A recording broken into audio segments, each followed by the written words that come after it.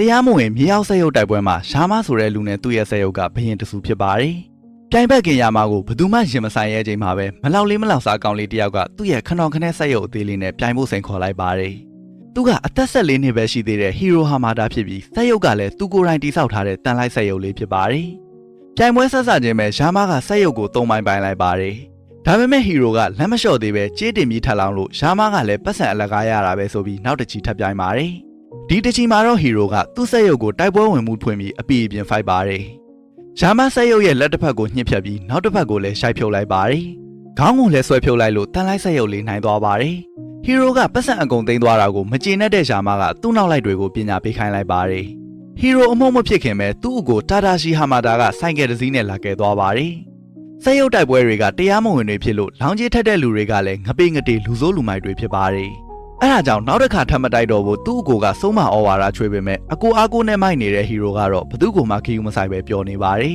။အဲ့ချိန်ပဲရဲတွေရောက်လာပြီးညီကို2ယောက်လုံးရောရှားမတို့အဖွဲ့ရောအချုပ်ထဲရောက်သွားပါတယ်။အတော်ပြစ်တဲ့ကတ်ကအာမခံနဲ့လာထုတ်ပေးလို့အချုပ်ခန်းနဲ့ညမအိပ်ရပဲလွတ်လာကြပါတယ်။မိဘတွေမရှိတော့တဲ့သူတို့2ယောက်လုံးကအတော်နဲ့အတူနေတာဖြစ်ပါတယ်။တာတာရှိကဟီရိုကိုကောလိပ်တက်ဖို့ပြောပါတယ်။ညံကြီးရှင်လေးဟီရိုကတော့ကောလိပ်မှာသူသိပြီးသားတွေပဲနားထောင်ရမှာဆိုပြီးပြင်းစရာကောင်းတဲ့နေရာလို့ထင်နေပါတယ်။အချုပ်ထဲရောက်လာတာတော့မှနောက်ထပ်ဆက်ရုပ်တိုက်ပွဲကိုထပ်သွားဖို့လုပ်နေတာကြောင့်တားမရတဲ့တာတာရှိလဲသူကိုယ်တိုင်ပဲလိုက်ပို့လိုက်ပါတယ်။ဒါပေမဲ့သူ့เจ้าမှာယူစရာတစ်ခုရှိလို့ခဏဝင်မယ်ဆိုပြီးသူ့ညီကိုเจ้าကိုခေါ်လာလိုက်ပါတယ်။ဟီရိုကအင်ဂျင်နီယာเจ้าဆိုတာပြင်းစရာလို့ထင်နေပေမဲ့သူထင်သလိုမဟုတ်ပဲတာတာရှိရဲ့တငယ်ချင်းတွေကအမိုက်စားတွေကိုထည့်သွင်းနေကြတာတွေ့လိုက်ရပါတယ်။ကိုကိုကလျှက်စစ်တန်လိုက်နဲ့ဆိုင်ကယ်တစ်စီးတီထွင်နေပါတယ်။ဝါစာဘီလို့ခေါ်တဲ့တငယ်ချင်းကပန်းသီးကိုတစ်ရှူးထက်တောင်ပါသွားအောင်ခွဲပြနိုင်တဲ့လေဆာတွေကိုဆက်သက်နေပါတယ်။သူ့အကိုကရောဘာကိုတီထွင်နေလဲလို့ဟီရိုကမေးကြည့်တော့တာတာရှိကဟီရိုလက်ကိုတိတ်နဲ့ကပ်ပြီးပြန်ခွာလိုက်ပါတယ်။ဟီရိုကအားလို့អော်လိုက်တော့အနီအောင်တစ်တာတဲ့ကနေလေးဖောင်းဆက်ရုပ်ကြီးထွက်လာပါတယ်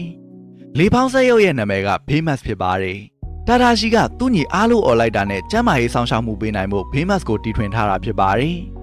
ကျမ်းမာရေးဆက်ရုပ်ကဟီရိုတကူလုံးကိုချက်ချင်းစကန်ဖတ်ပြီးလက်ကထန်ရလေးကိုတတ်တာအောင်လုပ်ပေးပါတယ်။ဘေးမတ်ကိုထဲမှာတောင်းကြော်တဲ့စေကူသားမှုလမ်းညွှန်တွေပါတဲ့ချစ်ပြားလေးကိုထည့်ထားတာကြောင့်ဘေးမတ်ကအနာဂတ်မှာလူပေါင်းများစွာကိုကူညီနိုင်မဲ့ဆက်ရုပ်ဖြစ်လာမှာဖြစ်ပါတယ်။ကိုယ်တည်းကပြောအီးနဲ့ဖက်ချင်စရာကောင်းပေမဲ့ခန္ဓာကိုယ်အတွင်းထဲမှာတော့ခိုင်ခန့်တဲ့တတ်ထူရိုးစစ်တွေပါတာကြောင့်ဘေးမတ်ကပေါင်းထောင်ကြီးလေးချိန်ကိုမနိုင်လောက်အောင်တန်ပါပါတယ်။เจ้าကြီးရောဘတ်ကဆက်ရုပ်တိုက်ပွဲရဲ့လို့ဖြစ်လာစေမဲ့ဆက်ရုပ်တွေကိုပထမဆုံးတီထွင်ခဲ့သူဖြစ်ပါတယ်။အဲဒါကြောင့်ပဲဟီရိုကဒီเจ้าကိုအယူအမှုတက်ချင်သွားပါတယ်။เจ้าဝင်ခွင့်ရဖို့ဆိုเจ้าကအခဲပြက်စရာတွေသဘောကျလောက်တာတခုလုပ်ပြဖို့လိုပါတယ်။ဆက်ရုပ်တိုက်ပွဲနဲ့ပဲအမြဲအချိန်ကုန်နေတဲ့ဟီရိုလည်းเจ้าဝင်ခွင့်ရဖို့အသေးအတန်ကြိုးစားပါတော့တယ်။ဒါပေမဲ့ဘာအကြံဉာဏ်မှထွက်မလာတာကြောင့်စိတ်ညစ်နေတော့တာတာရှိကသူ့ကိုစိတ်ပြေလက်ပြောက်ဖြစ်သွားအောင်စားပါတယ်။ဟီရိုကဇောက်တိုးဖြစ်နေရင်သူ့ဆက်ရုပ်လေးကိုမြင်ပြီးမိုက်ခရိုဘော့တွေတီထွင်ဖို့ဆုံးဖြတ်လိုက်ပါတယ်။အဲ့လိုနဲ့နေမနာညမနာတန်လိုက်ဆက်ရုပ်လေးတွေလုပ်ရင်เจ้าဝင်ခွင့်ရှောက်ရမယ့်နေကိုရှောက်လာပါတယ်။တခြားเจ้าသားတွေလိုပဲဟီရိုကသူတီထွင်လာတဲ့ဤပညာကိုမိတ်ဆက်ပါတယ်။မိုက်ခရိုဘော့လေးတစ်ခုကိုဘယ်သူမှအထင်မကြီးပေမဲ့အမိုက်ပုံးတွေထဲကနေတန်းချီတဲ့ဆက်ရုပ်လေးတွေထွက်လာချိန်မှာတော့အားလုံးရဲ့အာယုံကိုဖန်ဆာနိုင်လိုက်ပါတယ်။ဟီရိုကဆက်ရုပ်လေးတွေအားလုံးကိုသူ့ကောင်းကဆက်နဲ့ဓာတ်ရိုက်ထိန်ချုံနေပါတယ်။မိုက်ခရိုဘော့တွေကိုစိတ်ကူးရှိသလိုပုံဖော်နိုင်တဲ့အပြင်လူတွေလမ်းနဲ့ချီဆောက်ရမှာကိုခဏအတွင်းတည်ဆောက်နိုင်ပါတယ်။ဒါအပြင်ဘလို့ပတ်ဝန်းကျင်နဲ့မဆိုတဟဆာတာဖြစ်တာကြောင့်ပို့ဆောင်ဆက်သွယ်ရေးမှာလည်းအသုံးပြုလို့ရပါတယ်။စဉ်းစားရုံနဲ့တင်မိုက်ခရိုဘော့တွေကလုံနိုင်တာကြောင့်သူတို့ရဲ့လုံနိုင်စွမ်းရဲ့ကန့်သက်ချက်ကိုပြောရရင်ထိချုံနေတဲ့လူရဲ့စိတ်ကူးစိတ်တန်တစ်ခုပဲရှိပါတယ်။သူ့ရဲ့ဖန်တီးမှုကိုလူတိုင်းကသဘောကျနေပါတယ်။အဲ့ထဲမှာခရေးလို့ခေါ်တဲ့နီးပညာရှင်ဘီလီယံနာတယောက်လည်းအပါအဝင်ဖြစ်ပါတယ်။ခရေးကဟီရိုရဲ့နီးပညာကိုဝယ်ဖို့ကမ်းလှမ်းတော့ဟီရိုကလည်းအရှမ်းဝမ်းသာသွားပါတယ်။ဒါပေမဲ့เจ้าအကြီးကတော့ကိုယ့်ရဲ့တီထွင်ဖန်တီးမှုတွေကိုကိုကျိုးအတွက်ပဲကြီးတတ်တဲ့စီးပွားရေးသမားတွေလက်ထဲမထည့်သင့်ဘူးလို့တဲ့ပဲဝင်ပြောလိုက်ပါတယ်။သူတို့နှစ်ယောက်ကြားမှာပြဿနာကြီးကြီးတစ်ခုရှိခဲ့ဘူးပုံပေါ်ပါတယ်။အဲ့လိုနဲ့ပဲဟီရိုကသူ့နီးပညာကိုမရောက်နိုင်ကြောင်းညင်လိုက်ပါတယ်။เจ้าဝင်ခွင့်ရသွားတဲ့ဟီရိုက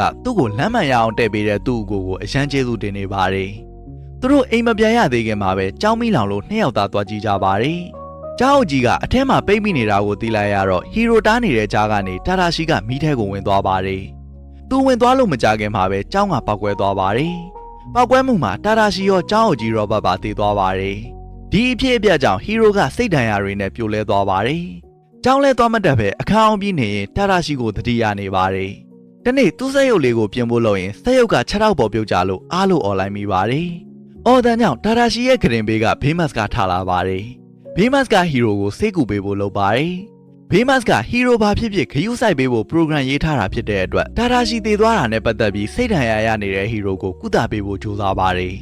program အရသူ့ရဲ့ကုသမှုကိုစိတ်ကျဉ်နှံမှုရှိမှ Famous ကပြောင်းဝင်မှာဖြစ်ပါတယ် Famous ကိုပြန်ထည့်ဖို့လုပ်ရင်သူ့အိတ်ကတ်ထဲမှာရှိနေတဲ့ microbot တစ်ခုကလှုပ်ရှားနေတာကို hero တွေးလိုက်ရပါတယ် microbot တွေကထိန်းချုပ်တဲ့သူရှိမှတခြား microbot တွေနဲ့ပေါင်းစည်းဖို့ရွေးရှားတာဖြစ်ပါတယ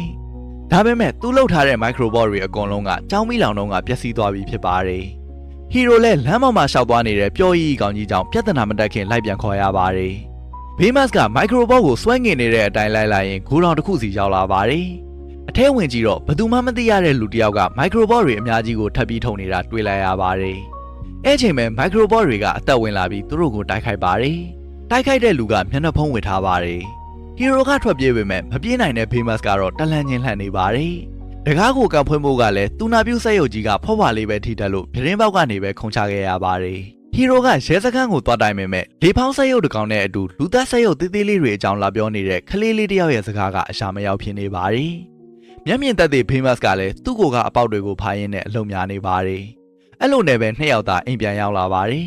ဟီရိုကကြောင်းမီလောင်တာမတော်တဆမဟုတ်ပဲသူ့ microbot တွေကိုခိုးကျင်လို့တယောက်ယောက်ရှိုးခဲ့တယ်လို့ကောက်ချက်ချလိုက်ပါတယ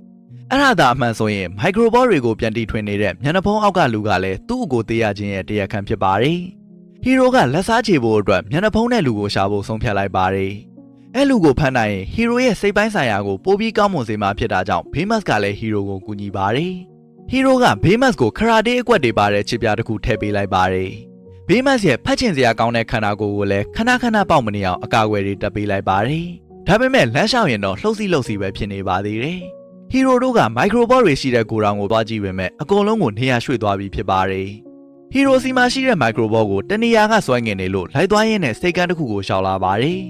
ခြေထဲကနေမျက်နှာဖုံးတဲ့လူက microbot တွေကိုထိန်းချုပ်ရင်းပြန်လွှားပုံလိုကိုနဲ့စက်ပစ္စည်းတစ်ခုကိုသယ်လာပါတယ်သူတို့နှစ်ယောက်ကပုံပြီးချောင်းကြည့်နေတော့မဲ့ကားတစ်စီးရောက်လာပါတယ်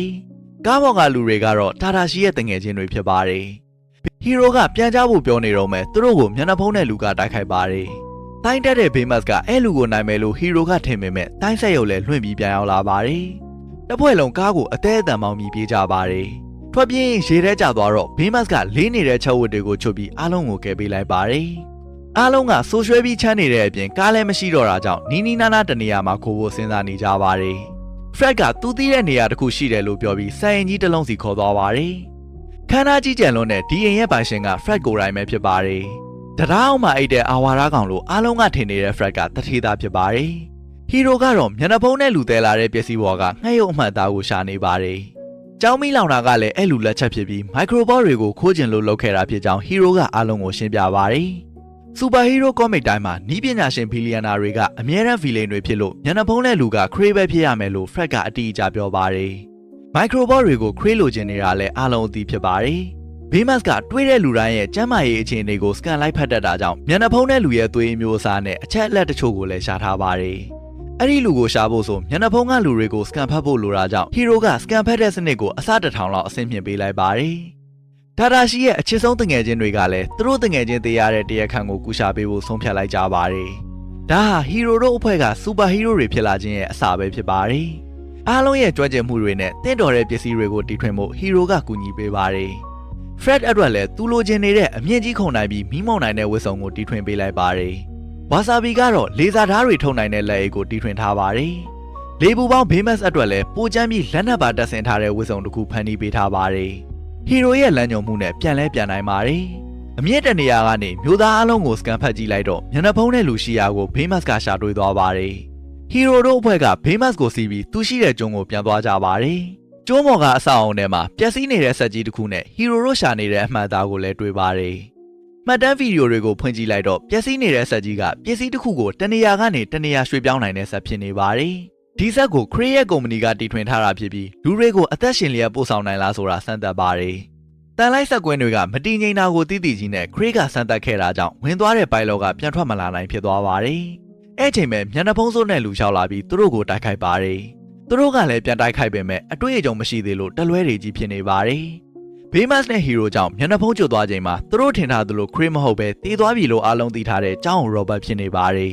။ Robert က Hero ရဲ့ Microbot တွေနဲ့သူ့ကိုယ်သူကာဝယ်ပြီးမိတက်ကနေအသက်ရှင်လျက်လွတ်လာပါတယ်။ သူ့ကိုကယ်ဖို့ကြိုးစားရင်တည်သွားရတဲ့ဒါတာရှိအတွက်နည်းနည်းလေးတောင်စိတ်မကောင်းမဖြစ်တဲ့အပြင်သူ့အမားနဲ့သူတည်တာလို့ပြောတာကြောင့်ဟီရိုကဒေါသထွက်သွားပါတယ်။ ရောဘတ်ကိုတပ်ဖို့ဘေးမတ်ကိုခိုင်းတော့ဘေးမတ်ရဲ့ program အရလူတွေကိုအနာတရားဖြစ်အောင်မလုပ်တာကြောင့်ဟီရိုကတာတာရှိရဲ့ chip ကိုထုတ်ပြလိုက်ပါတယ်။ဘေးမတ်ရဲ့ဘာအထင်းကိုမှမရှိတော့ပဲဟီရိုခိုင်းတဲ့အတိုင်းရောဘတ်ကိုလိုက်တပ်ပါတယ်။ကျန်တဲ့လူတွေကဘေးမတ်ကိုဝိုင်းတာနေတော့မှရောဘတ်ကထွက်ပြေးသွားပါတယ်။တာတာရှိရဲ့ chip ပြားကိုပြန်ထည့်ပေးလိုက်တော့မှဘေးမတ်ကပုံမှန်ပြန်ဖြစ်သွားပါတယ်။ဟီရိုကသူ့ကိုတားဖို့လုပ်တဲ့တငယ်ချင်းတွေကိုစိတ်ဆိုးပြီးတယောက်တည်းထွက်သွားပါတယ်။ရောဘတ်ကိုခြေရခံဖို့အတွက်ဘေးမတ်ရဲ့အာယုံကစနစ်ကပြတ်သွားတာကြောင့်ပြန်ပြင်ပေးပါတယ်။ ရောဘတ်ကိုနောက်တစ်ခါလိုက်တက်ခိုင်းတော့ဘေးမတ်ကမတက်တော့ပဲချစ်ပြားထုတ်တဲ့အပေါက်ကိုလည်းပိတ်ထားပါတယ်။သူ့ကိုတာတာရှိတီထွင်ခဲ့တဲ့ရည်ရွယ်ချက်ကလူတွေကိုကူညီဖို့ဖြစ်လို့ဘေးမတ်ကလူတွေကိုဒုက္ခပေးဖို့ကိုညှင်းဆန်ပါတယ်။တာတာရှိသူ့ကိုစမ်းသပ်ခဲ့တော့ကမှတ်တမ်းတွေကိုဟီရိုကိုပြလိုက်ပါတယ်။တာတာရှိကဘေးမတ်ကိုပြုလုပ်တော့ကအချိန်ချင်းကြာရှုံးခဲ့ပါတယ်။အဲ့လိုနဲ့84ချိန်မြောက်စမ်းသပ်မှုမှာဘေးမတ်ကိုအောင်မြင်မြင်အသက်သွင်းလိုက်ပါတယ်။ဟီရိုလည်းသူ့အကိုကိုမြင်ပြီးသူ့လုပ်ရက်တွေမှားနေပြီဆိုတာကိုသတိကပ်သွားပါတယ်။တငယ်ချင်းတွေလည်းရောက်လာပြီးဟီရိုကိုနှစ်သိမ့်ပေးကြတာကြောင့်ဟီရိုကရောဘတ်ကိုမိအောင်ဖမ်းဖို့ပဲဆုံးဖြတ်လိုက်ပါတယ်။ရောဘတ်ကဘာကြောင့်ဒီလိုတွေလုပ်နေလဲဆိုတာသိရဖို့အတွက် CCTV ကဗီဒီယိုဖိုင်တွေကိုဆက်ကြည့်ပါတယ်။ခရေးစန်တက်ခဲ့တဲ့ရှင်ထဲကပိုင်လော့ကရောဘတ်ရဲ့သမီးဖြစ်ပါတယ်။ရောဘတ်ကခရေးကိုခလဲသားချေဖို့လုပ်နေတာဖြစ်ပါတယ်။ရောဘတ်ကခရေးရဲ့ကုမ္ပဏီပေါ်မှာမိုက်ခရိုဘော့တွေနဲ့ဝင်ပေါက်ပေါ်တယ်တခုစောက်လိုက်ပါတယ်။သူ့စီကအရာအလုံးယူသွားတဲ့ခရေးကိုခလဲသားချေဖို့အတွက်ခရေးရဲ့ပိုင်ဆိုင်မှုအလုံးကိုလည်းသူ့လုပ်ခဲ့တဲ့ဆက်ထဲကိုထည့်လိုက်မှာဖြစ်ပါတယ်။ ပေါ်တယ်ကရှိသမျှကိုစုပ်ယူနေတော့မယ်ဟီရိုတို့အဖွဲ့ရောက်လာပြီးရောဘတ်ကိုတားပါတယ်။ဒါပေမဲ့ရောဘတ်ကသူ့ရဲ့မိုက်ခရိုဘော့တွေနဲ့အားလုံးကိုတယောက်တနေရာစီချုပ်ထားလိုက်ပါတယ်။ဘေးမတ်ကိုပါအမှောက်သိမ်းထားလို့ဘေးမတ်ကလည်းပြန်မထနိုင်ဖြစ်နေပါတယ်။ဟီရိုကလည်းစုပ်ယူခံရတဲ့ဆဲဆဲမှာဘေးမတ်ကလက်သီးပြန်နဲ့တိုးထွက်လာပြီးဟီရိုကိုကယ်လိုက်ပါတယ်။တခြားသူတွေကလည်းသူတို့နီးသူတို့ဟန်နဲ့တန်လိုက်တွေကိုဖျက်ဆီးပြီးကိုလို့ရုံထွက်နိုင်လိုက်ပါတယ်။အစီအစဉ်သစ်အနေနဲ့ရှားဖို့ခတ်တဲ့ထိန်းချုပ်မျက်နှာဖုံးကိုမလူတော့ပဲစုပ်ယူနေတဲ့ပေါ်တယ်စီမိုက်ခရိုဘော့တွေကိုမျှခေါ်ကြပါတယ်။သူလက်လန်းမမီအောင်နဲသွားချိန်မှာဘေးမတ်ကမျက်နှာဖုံးကိုချွတ်ယူလိုက်ပါတယ်။အထင်းကိုမရှိတော့တဲ့ဘော့တွေနဲ့အတူပေါ်တယ်ဆက်ကြီးလည်းပြုတ်ကျလာပါတယ်။ပေါ်တယ်ကမကြခင်ပောက်ကွဲတော့မှဖြစ်တာကြောင့်အားလုံးကထွက်ပြေးကြပေမဲ့ဘေးမတ်ကအထဲမှာတက်ရှိတယောက်ကိုအာရုံခံမိလိုက်ပါတယ်။ရောဘတ်ရဲ့သမီးကမသေးသေးပဲအထဲမှာရှိနေတာကိုသိတော့ဟီရိုနဲ့ဘေးမတ်တို့ကတွက်ခဲ့ကြပါတယ်။ပိုင်လော့ကရင်ထဲမှာအိပ်ပျော်လျက်နဲ့ရှိနေပါတယ်။သူတို့ကရှင်နဲ့အတူအပေါဝကိုပြန်လာနေရင်ရောက်ခန့်ဒီမှာလေဝေါ်လွင့်နေတဲ့အပိုင်းစားတစ်ခုကလာတိုက်လို့ဘေးမတ်ကဟီရိုကိုကာကွယ်ပေးလိုက်ပါတယ်။ဘသူမှဘာမှမဖြစ်လိုက်ပေမဲ့ဘေးမတ်ရဲ့ပြန်တမ်းမှုစနစ်ကပြတ်သွားပါတယ်။ရှေ့ဆက်သွားလို့မရတော့လို့အထက်မှာမျောနေချိန်မှာဘေးမတ်ကသူတို့နှစ်ယောက်ကိုလက်တစ်ဖက်နဲ့အပြင်ရအောင်ပို့ပေးဖို့လုပ်ပါတယ်။ဟီရိုကဘေးမတ်ကိုအဆုံးရှုံးမခံခြင်းပေမဲ့ရွေးချယ်စရာမရှိတော့လို့ဘေးမတ်ကိုနှုတ်ဆက်လိုက်ရပါတယ်။ဘေးမတ်ကြောင့်ဟီရိုနဲ့ပိုင်လော့တို့ကအပြင်ကိုဘေးကင်းကင်းပြန်ရောက်သွားပါတယ်။ရောဘတ်ကတော့ထောင်ကျသွားပါတယ်။အဲ့လိုနဲ့သူတို့အဖွဲ့ကတမျိုးလုံးကိုကယ်တင်ခဲ့တဲ့အမည်မသိသူရဲကောင်းတွေဖြစ်လာကြပါတယ်။ဟီရိုကအရင်လိုစိတ်ဓာတ်ကြမနေတော့ပဲတငယ်ချင်းတွေနဲ့အတူကြောင်းစားတတ်ပါတယ်။ဟီရိုကသူ့ကိုကယ်ခဲ့တဲ့ဘေးမတ်ရဲ့လက်ထဲမှာတာတာရှိရဲ့ချစ်ပြားလေးရှိနေတာကိုတွေ့လိုက်ပါတယ်။ဘေးမတ်ကသူ့ရဲ့အုံနောက်ကိုဟီရိုစီပြန်ထည့်ပေးလိုက်တာကြောင့်ဟီရိုကခန္ဓာကိုယ်အသစ်နဲ့ဘေးမတ်ကိုပြန်ဖန်တီးနိုင်လိုက်ပါတယ်။တကယ်တော့တထေးသားလေးဖရက်ရဲ့အဖေကလည်းစူပါဟီးရိုးတယောက်ဆိုတာကိုဖရက်ကမတော်တဆသိခဲ့ရပါတယ်။သူတို့တွေကလူတွေကိုကူညီခြင်းနဲ့တာတာရှိရဲ့ဆန္ဒကိုအကောင့်ထဲပေါ်ရင်စူပါဟီးရိုးတွေအဖြစ်ရှက်တီးသွားကြပါတယ်။တော်တော်များများမသိကြတာတခုကတော့ Big Hero 6က Marvel ရုပ်ရှင်တကားဖြစ်ပါတယ်။